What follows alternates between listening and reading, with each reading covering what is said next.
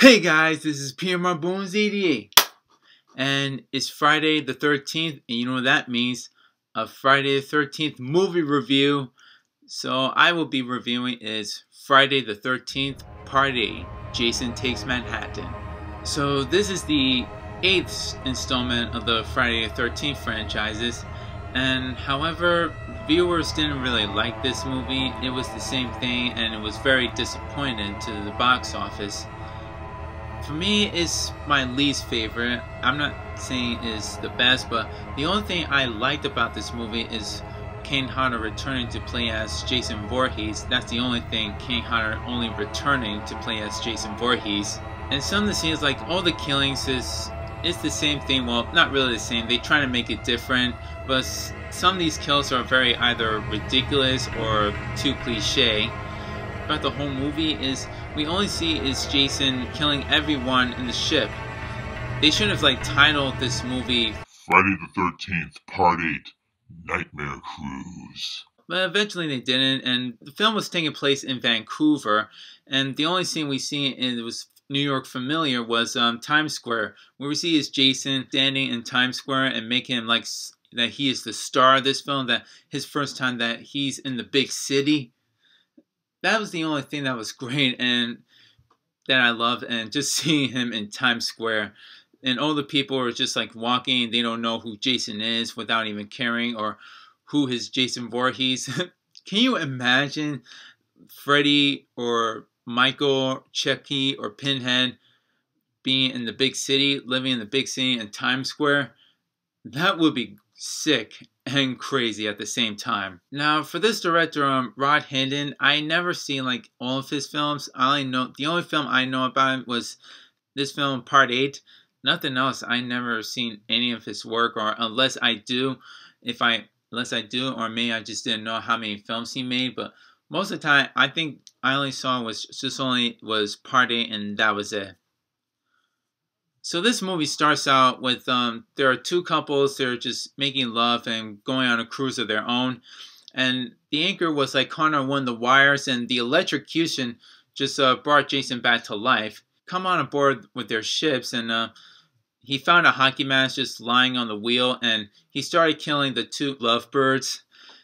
And for some reason, the only funniest scene and ridiculous was where Jason was taunting this girl. I mean, she was just screaming and just not doing anything, just going crazy. I bet she was just having a wild time. Maybe she wanted to get killed. And for Jason just slowly putting that stick right to her chest, come on, I mean, seriously. She could just run. She could just came up and just ran off, or just moved somewhere else. But no, she just all of a sudden, splat, dead. Bye-bye. I don't know what her problem was, but that girl didn't move an inch.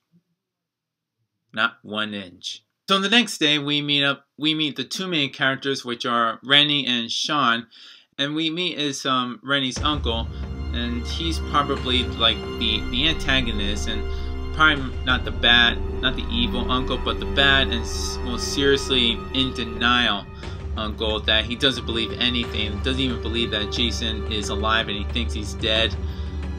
Talk about a mean uncle that he even almost drowned his own niece.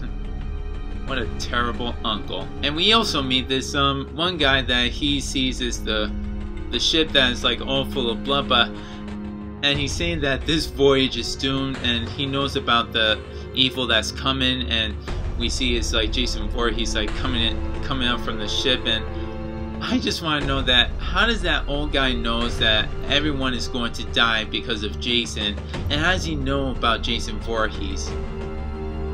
I'm thinking that he could be related to that old guy from the first two Friday the 13th films. It's a possibility, because that old guy was crazy from 1 and 2, and the other guy, he's even more crazy and insane.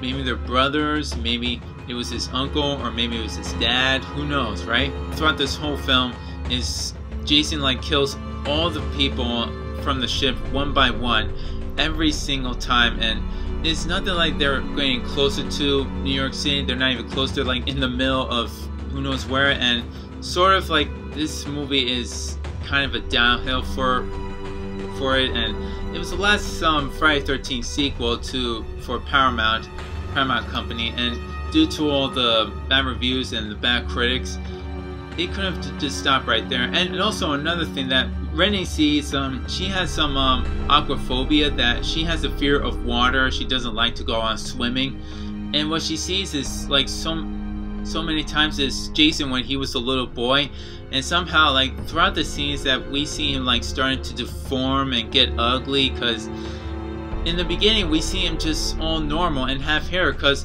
Jason, he's supposed to be a deforming, disgusting kid, like, and has no hair at all, but for some reason in the 8th installment, that Jason is just a normal boy that drowned. So you could definitely tell that this 8th movie was a B movie, and it was a very bad movie. They rushed it so much into production.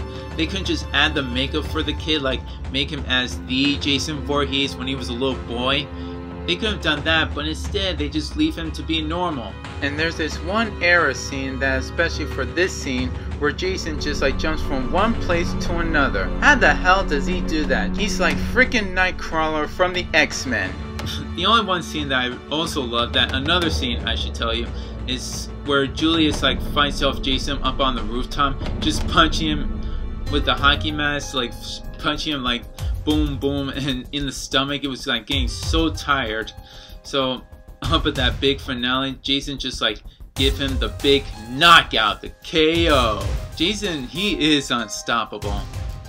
He is the unstoppable nature force. And there's a big bad lousy makeup for Jason, that where Rennie like throws the acid on him and then he takes off the hockey mask. We see his face starting melting down, but it didn't look like a face.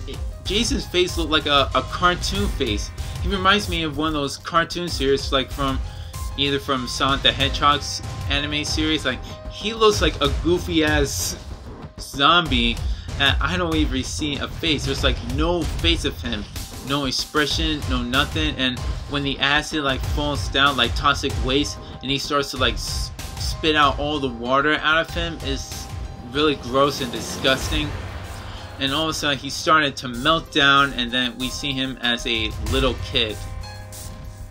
I didn't get it. Like, he melted down from the toxic waste, and all of a sudden he starts turning back into a little kid. That really didn't make no sense. I just didn't get it. So for part 8, Jason Takes Manhattan is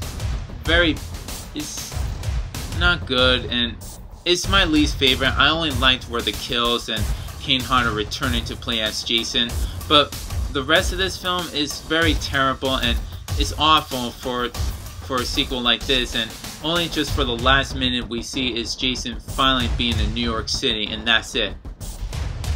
But like I said, they shouldn't have titled it Cruise Nightmare. That would have been a great film. That would have been it. So just to rate Friday the 13th Part 8, I would have to give it a 44 out of 100. For a movie like this, they shouldn't have just like made it much more scary, or they couldn't just make it about like Jason killing everyone in the ship, and that would have been it. And the last part, they couldn't just like leave New York City into a very end of the film. But who knows, right? I mean, it's still my favorite. It's my least favorite anyways. And I own this movie on Blu-ray and DVD. And this is P.M.R.Bonez88 signing off. His saying is, peace!